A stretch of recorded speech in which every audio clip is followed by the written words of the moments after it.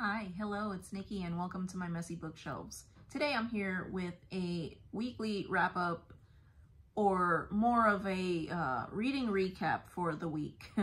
I've only completed one book, but I think it's safe to say that I am through my reading slump because not only did I complete one book, I have made it well into another book that I have been reading, and I have mentioned both of them before in my last video or one of my last videos, but the one that I completed was The Ladies of the Secret Circus by Constance Sayers, and this was just the thing, I guess, to pull me out of my reading slump because I could not put it down.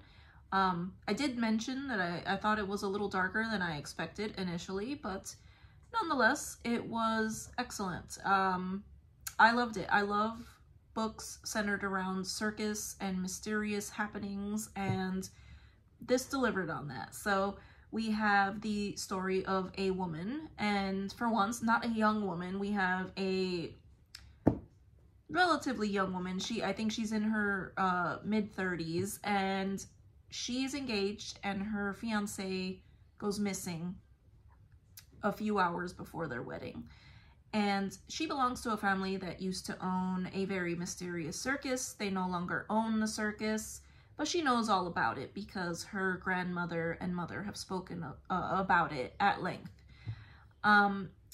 So through her grief, she is led to find her grandmother's journals. And she starts reading them, and she starts discovering things about her own family's history. And it takes place in 1920s Paris, and in present day, I can't remember what state they were in, but a very lovely, picturesque little town. And there is a lot of descriptions about the circus, there is a lot of family drama going on, and there is a lot of tragedy occurring in this book. However, I thought it was very wonderfully done. The way that the two timelines intermingle, and I thought that she did a fantastic job making it all come together at the end. So I really enjoyed this book, and I highly recommend it. If you enjoy, magical realism or any sort of story centered around a circus, because the magic is not all over the book, but there is a very deep element of magic in this book. So, highly recommend, and yes, it got me out of my reading slump because this one was well over 400 pages, so this is one of my last reads for the Big Book Summer Challenge, which is the summer challenge that Sue Jackson is hosting, where you read books that are over 400 pages over the summer. Any one book, and you have participated in the challenge. I have read a few this summer, and I have completed this one. And the next one that I am well over 3/4 of the way through is Fire and Blood by George R.R. Martin. As you can see, I have removed the dust cover because I have been really going through it, and I usually remove the dust jacket when I am really into a book because I'm carrying it everywhere with me. So I am well over 520 pages in. Yeah, we're like at 530 pages in. And another one. This will probably be my last book that I read for the Big Book Summer Challenge. This one is I don't even know how many pages this book is. I'm already past page 500. It looks like it's about 700 pages long. And this one is just telling the events of what happened before Game of Thrones happened. So I've really been enjoying it. It is brutal. I forgot how brutal his books are. I read the entirety of the Game of Thrones series. I mean, obviously, we never got the last book, but I read 7 books?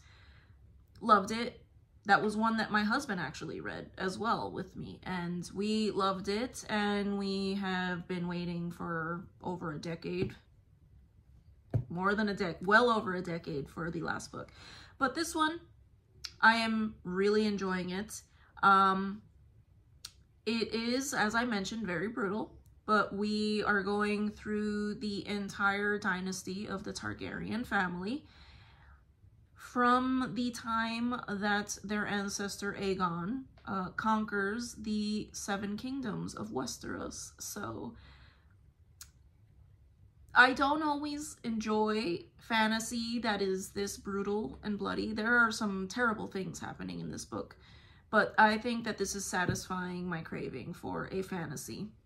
Probably, I thought I would reread the original, the first Game of Thrones after this, but I don't think I'll be able to get through another one so shortly after this book. But I am very immersed into the world right now, and I think I will want something a little lighter after this, and I will probably only have time to finish this and maybe one other book before the end of the month, so it is what it is. I mean, these are massive books anyway that I have been reading, but it doesn't matter how many books you read.